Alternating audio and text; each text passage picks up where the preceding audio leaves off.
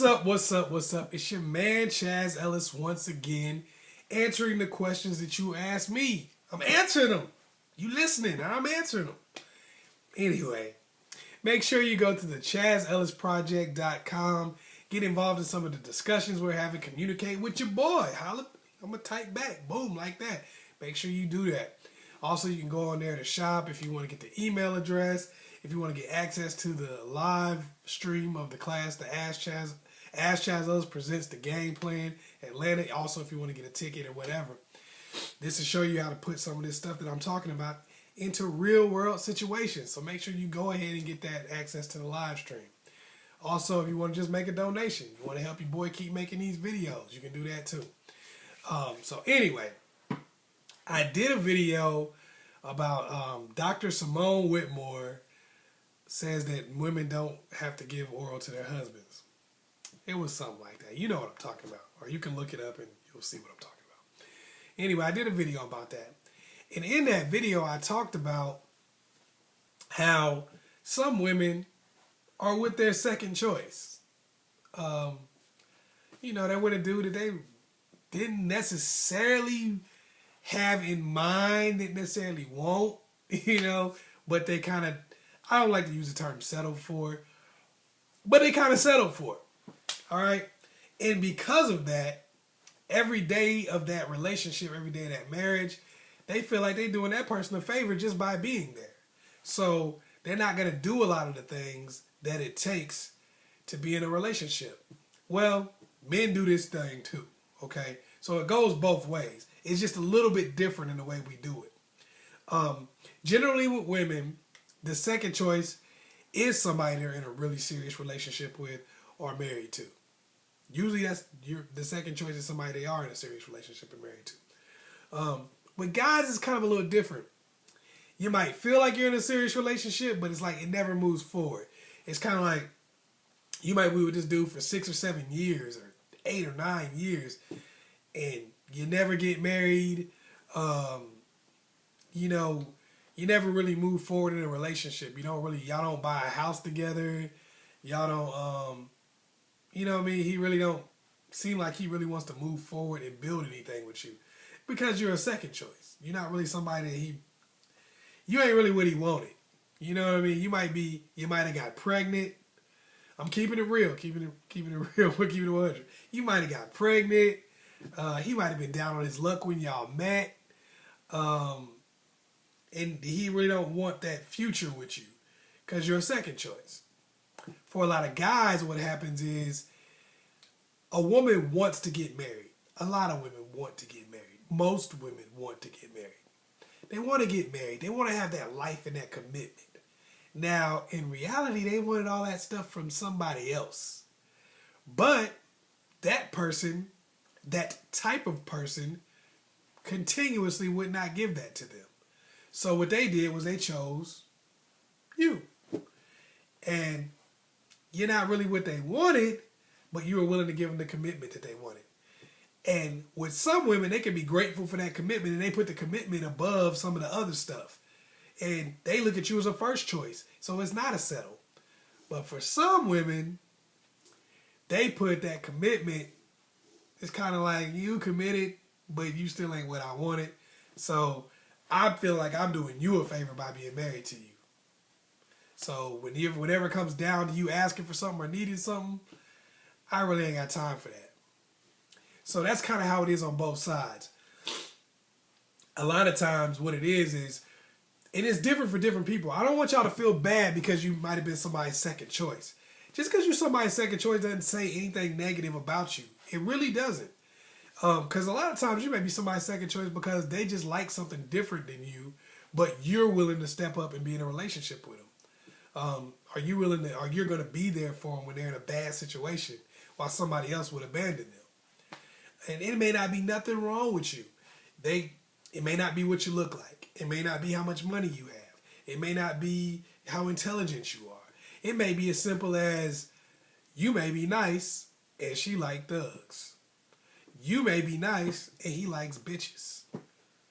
People in the world really do like that. It's not super common. It's common. It's not super common. But people in the world really do like that. There are some people who just want to be with somebody who is totally far outside of what you would even think. And if you don't fit into that, then you're a second choice. Don't try to figure out why you're a second choice, because there's nothing you can do about it. If you're a second choice to somebody, there's nothing you can do about it. So don't even worry about it. What you do need to worry about is if you are a second choice or not. Because if you're a second choice, whatever relationship you have with that person is never going to get any better. They're never going to treat you with any more respect as long as you're in that particular relationship. Why? Because they always think they can do better. And they think they're doing you a favor by merely just being with you. I'm going to give you an example. It's kind of like this. Say you wanted to get to work, right? And, you know, you work 20 miles away from your job. So you really couldn't walk. There was no bus route or anything. So you went to a car dealership. And you was like, oh my God, there's a Ferrari right there. And you went and you looked at the Ferrari and you was like, man, I want to get this Ferrari so bad. This is what I want. And they was like, look, man, the Ferrari is going to cost you $90,000. And you was like, huh? I ain't got no $90,000. What can I get for $900? And they said, $900? We can give you this beat up ass van over here. That's all we got for you. It's got a windshield busted. It's not. You know what? Cool. I'll take it because I ain't got no choice. Now, you're going to drive that van back and forth to work every day. But you're going to leave it out in the rain. You ain't going to be like, let me get a garage for this van. You probably going to put any gas from any gas station in that mug. You're probably never going to change the oil. You're never going to get the tires rotated. You're not going to do anything with that van because you don't really want it. Now, if you had that Ferrari, what would you be doing? Man, somebody put their fingers on the Ferrari. You'd be ready to break them off. Don't you ever touch my Ferrari. If you ever put your hands on my Ferrari, man, I will kill you. You'd be like, yo, man, can I ride? Can I get a ride in your Ferrari, bro? What's up, man? Can I ride? Yeah, but unfortunately, I'm going to have to put this plastic on the seat first before you get a chance to sit down. And you better knock your feet on the ground before you step in my car. Matter of fact, take your shoes off. Take your damn shoes off or you walking. That's how you're going to be about the Ferrari because you love it. You're like, man, it's the car I really wanted. That's how people treat relationships. If it's what they really want, then they take care of it. They treat it better. Not because it's going to leave or because you're afraid somebody going to... You don't treat the Ferrari well because you're afraid somebody going to take it. The Ferrari is bringing you joy. So you taking care of the Ferrari. You get pleasure out of washing the Ferrari. You like, man, look at me washing my Ferrari. Boy. Look at that Ferrari. Yeah. You over here waxing that mug. Yeah, boy. Wax on. Wax off. Ha ha. But when you washing that van, you're like, man, I gotta wash this old dusty ass van again. God. I gotta pay to get the oil change in this damn van. It's been like 8 months. If I don't get the oil change, I know it's gonna break down. Damn. Ugh. That's how you feel about something you don't want. So a lot of people ask me, how can you tell you're a second choice? You can tell because you can just look at how somebody gonna treat a Ferrari and how they gonna treat the old beat up van. When you're a second choice, a person generally only does what they need to do to keep you from leaving. That just like I'm gonna change the oil in this van, but that's only because I don't want it to break down. This is my only source of transportation. Yeah, I'm going to put a tire on this van, but that's only because I can't drive it to work with 3 tires. When people treat you in a way that says, I don't really care if you're happy, but I'll do the bare minimum so that you will not leave because I don't want to be by myself. And a lot of times it boils down to this. I don't want to raise my kids by myself. I don't want to not be around my kids. I don't want to be alone on Christmas or holidays. It's just silly stuff. I don't want to go to the movies by myself. I don't want to pay this rent by myself. Simple stuff like that, anything. And what it boils down to is that, like, they don't want to be alone, and you're there. They know they're gonna wake up to you every day, and you're gonna be cool with staying there.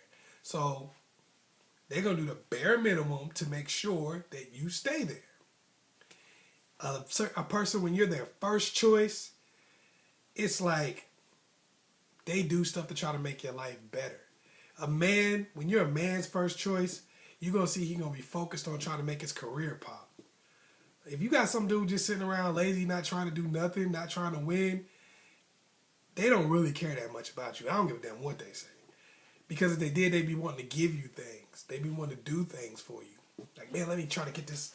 They'd be so focused. Like, let me try to get my money right because I don't want to lose my first choice because I'm broke. I know she gonna probably bail on the brother.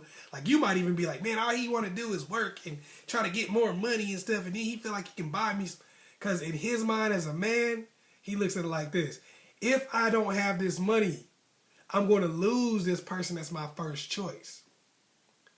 I'm going to lose my first choice because we're programmed to believe women don't stay with you if you're broke. Now, if you got a dude and you're his second choice, he don't care. He like, man, hey, I'm broke. Whatever. Let me go ahead and get on this Madden.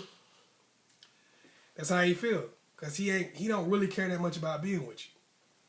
When you're with a woman and you're the second choice, they're a little bit different. They only focused on things that's going to keep their lifestyle working well. Like, they only care about their job. I know some women going to get mad about that. So if I care about my job, you my second choice. Look, if you care about your job, that's fine. But a woman, when she really cares about you, she's going to care about the relationship in the nest. She's going to be like, oh, I want to be here with you. I want to do this with you. I want to do that with you. I want to make some dream lifestyle for us because that's their natural, that's their nature. That's their nature. When all they really care about is the job and stuff like that, and they ain't checking for you at all, a woman that really care about you ain't going to treat you like that. You know, if you've been a woman's first choice and you've been a woman's second choice, you know what I'm talking about. That's not how they act. They might go to work every day, sure, because they got to. But they're going to make sure that they're giving you their time as much as they can. They're going to make sure they're doing stuff to keep you happy. They want you to be happy because they're happy.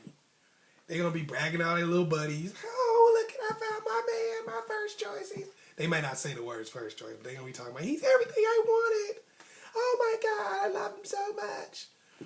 But, you know, when you ain't really first choice, it's kind of like, whatever. He's here, I'm here. I ain't by myself on Christmas. My people ain't going to keep asking me when I'm going to get married. And a lot of times, when you're with a woman and you're not her first choice, everything is like a bargain to the altar. It's like, so, well, are we getting married or what? Because that's where I need to be. I want to get married. And it's like, it ain't about the relationship. It's about the ring. It's about the wedding. It's about everything that people can see. It's about validating. Because really, they don't want to be with you. If they was with somebody else and he was like, look, I need to be with a chick for 3 years before I get married, and they really liked him, they'd be like, okay, well, yeah, I can work with that. That's cool. But with you, they're like, I need to get married now. Look, if you're not going to marry me, I need to move on and find somebody else. And you're like, dang, we've been together for like 4 days. What's up? A lot of times they do that because you're not really the first choice. But they want to get married so bad that they're willing to marry anybody. And a lot of women, they might be like, man, they might be getting a little upset. But some women are looking at it like, I know somebody who's like that. I know somebody who, just so they can flash a ring in everybody's face, I'm like, I'm married. I know somebody who basically was like, I'm going to marry anybody. I'm going to marry this fool, this clown that I don't even really like. A lot of women know somebody like that, you know, because that's what they do. And when you're in that situation, I know you already asking, well, what do you do about it? When you're with somebody and you are not their first choice, there's really only one thing there's 2 things you can do, and only one keeps you with them. So the one thing you can really do, you could, of course, leave them and never talk to their ass again as long as you live. And the second thing is you have to let them go. Either way, you're going to have to let them go. You have to let them go. You got to walk in the house one day and be like, hey, you know what? If you feel like you can do better and you feel like you can be in a better situation, go free. Not just let them choose to go free, but say, look, I need to leave this situation. When you leave, one of two things is going to happen. Either they're going to find somebody else, whether it's another second choice or a first choice. You got to accept that. Or they're going to go out into the world and figure out it wasn't what they thought it was going to be. They're going to go out into the world and figure out that, you know, they can't find what they were looking for and you are where they should be. And they're going to come back with a better attitude, but you can make them treat you better too. If they do come back and you let them come back, you can say, hey, remember this, you ain't doing me no favors. If you want to come back here, you have to come back here with the right kind of attitude, or you can go back where you came from. Because I'm not dealing with that. Because by them coming back, they already acknowledging the fact that whatever state I'm in currently, whatever my life is, I'm not a person that can go find what I felt like I wanted and what I felt like I was looking for. You're what I can do. And they're going to treat you better or make them go. Because in reality, we all got something in our mind that may be our perfect person. And we may be with that person right now. Or maybe we be with somebody who got most of those things, but not all of them. Now, in general, we're with somebody who has most of the things we're looking for, but not everything. Now, most of us are cool with that. Because we know we're not perfect. And we probably not exactly what they was looking for in terms of 100%. You know, we cool with them having most of what we want. But some people are so fixated on what somebody doesn't have that they're going to always see it like, since you don't have every single thing in the world, I'm doing you a favor by being with you. If you with somebody like that, the only possible remedy is let them go out in the world and see that it was not what they thought it was going to be. That this fantasy world they live in, where they're going to go find some perfect person that's the perfect amount of money, that has the perfect amount of money, the perfect looks, the perfect height, the perfect weight, and all that crap. If they felt like they were going to find that person, they realize that they can't. The perfect background. Oh, well, I want someone who's only done this, and I want somebody who has that, and blah, blah, blah. When they go out into the world, they figure out it's not what they thought it would be. Sometimes they can come back and be a very good relationship for you. Because now they say, you know what, this person really loved me and they treated me right. Whenever I went out there and tried to find what I would consider my perfect woman or my perfect man, I got dogged the hell out. And sometimes they come back and they have a better attitude. And you still love them and care about them. Because you can't control who you love, really. But you can control how you get treated by people. Hopefully I was able to help you out.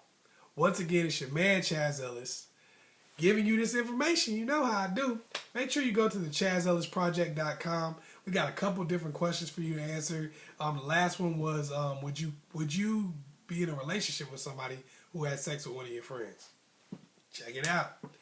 So make sure you go out there. Make sure you also hit me up on Ask Chazzellis on Facebook or Ask Chazzellis on Twitter.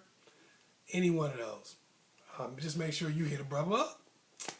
Anyway, it's your man Chazzellis. Make sure you like and subscribe and share this video with your friends. Share it all willy-nilly like. Peace.